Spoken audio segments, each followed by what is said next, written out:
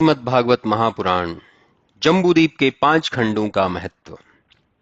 श्री सुखदेव जी बोले, हे राजा परीक्षित, अब जम्बूद्वीप के 5 खंडों में पहले भद्राश्र खंड का वर्णन सुनो। धर्म के एक पुत्र था जिसका नाम भद्रश्रवा था और जिसके कुल के लोग श्री विष्णु जी के बड़े भक्त थे। परम भक्त प्रहलाद इसी कुल के नवरत्न थे। इस कुल वाले धर्म मूर्ति विष्णु जी की ही उपासना करते हैं।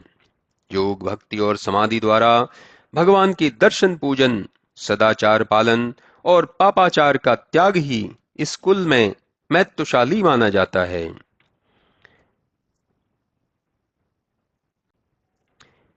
भद्राश्र वर्ष की विष्णु भक्ति नृसिंह भगवान की उपासना से या हयग्रीव की मूर्ति से भगवान विष्णु के प्रति अनेक वंदनाओं से आरंभ होती है और इस प्रकार विष्णु उपासना के अनेक उत्सव उस वर्ष में मनाए जाते हैं तथा यहाँ वाले भगवान नरसिंह की इस प्रकार स्तुति करते हैं कि ओम नरसिंह भगवान को नमस्कार है।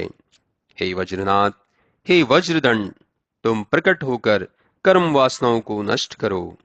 ओम स्वाहा कह अज्ञान अंधकार का ग्रास करो तथा ओम शोम कहकर हमारे हृदय में रहकर वहां अगम निर्माण करो, अभय निर्माण करो।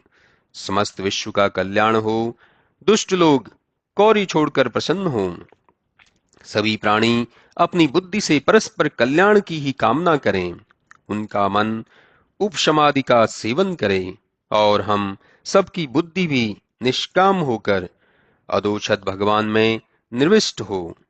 हमारा संग घर, स्त्री, पुत्र, धन, बंधु इत्यादि को में ना हो, यदि हो भी तो केवल भगवान के प्रिय भक्तों में ही हो, क्योंकि प्राण वृत्ति से संतुष्ट मनोनिग्राहियों को जैसे सिद्धि शीघ्र मिलती है, इंद्रिय प्रिय मनुष्यों को वैसी नहीं मिलती।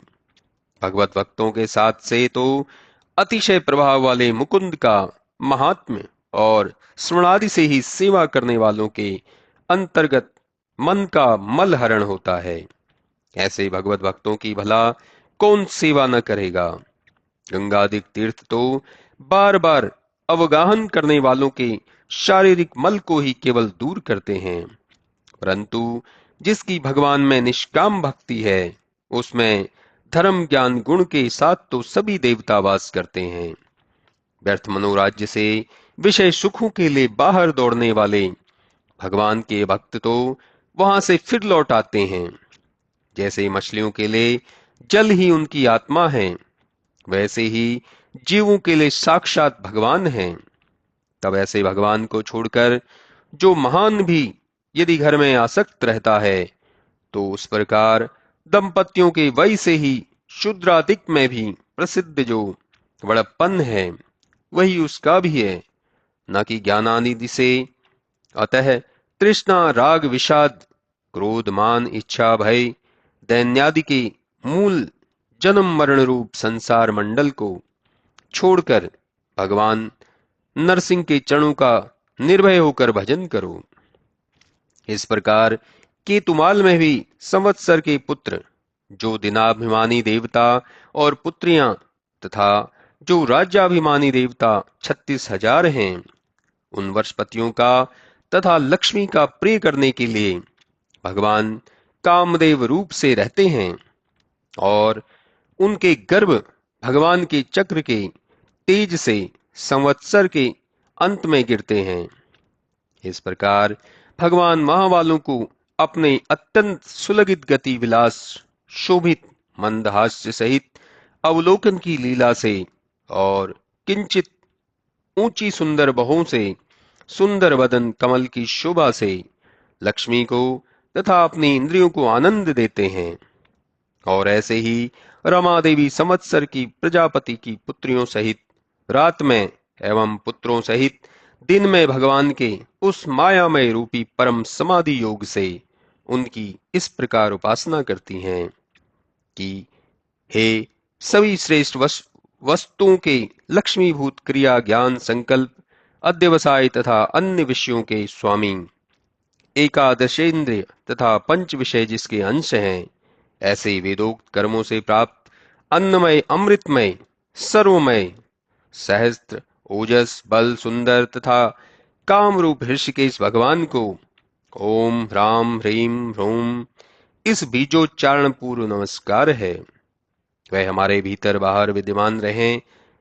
स्त्रियां व्रत करके इंद्रियों के स्वामी की आराधना करके लोक में दूसरे को पति चाहती हैं, किंतु उनके वे पति अपत्य प्रिय धन और आयुष्य का संरक्षण नहीं करते, क्योंकि वे अस्वतंत्र हैं।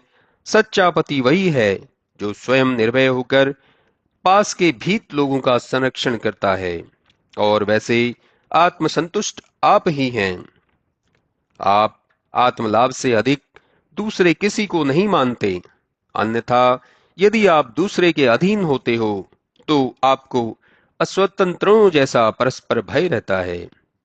किंतु हे भगवान, उसका उपभोग करने के बाद उसके नष्ट होने के कारण वह दुखित होती हैं। हे अच्युत, आपने भक्तों के सिर पर जिस हाथ को रखा है वह वंदित कर कमल मेरे सिर पर भी रखिए।